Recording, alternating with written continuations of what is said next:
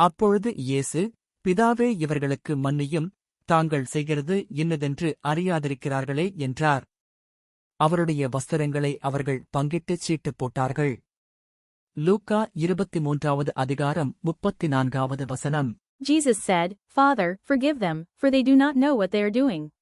And they divided up his clothes by casting lots. Luke chapter 23 verse 34. இயேசு அவனை நோக்கி, இன்றைக்கு நீ என்னுடனே கூட பரதீசிலிருப்பாய் என்று மெய்யாகவே உனக்குச் சொல்லுகிறேன் என்றார்.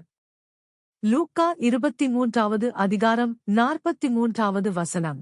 Jesus answered him, Truly I tell you, today you will be with me in paradise. Luke chapter 23 verse 43.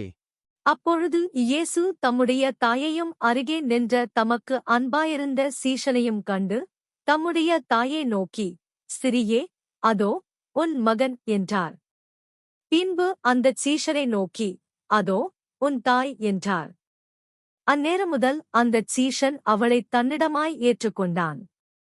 யோவான் 19வது அதிகாரம் 26 மற்றும் 27வது வசனங்கள். When Jesus therefore saw his mother, and the disciple whom he loved standing by, he said to his mother, Woman, behold your son. Then he said to the disciple, Behold your mother. And from that hour that disciple took her to his own home. John chapter 19 verses 26 to 27.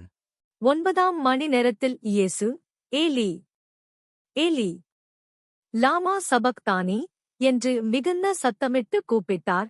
அதற்கு என் தேவனே, என் தேவனே, ஏன் என்னைக் கைவிட்டீர் என்று அர்த்தமாம். மத்தேயு 27வது அதிகாரம் 46வது வசனம். And about the 9th hour Jesus cried out with a loud voice, saying, Eli, Eli, lama sabachthani. That is, my God, why have you forsaken me? Matthew chapter 27 verse 46.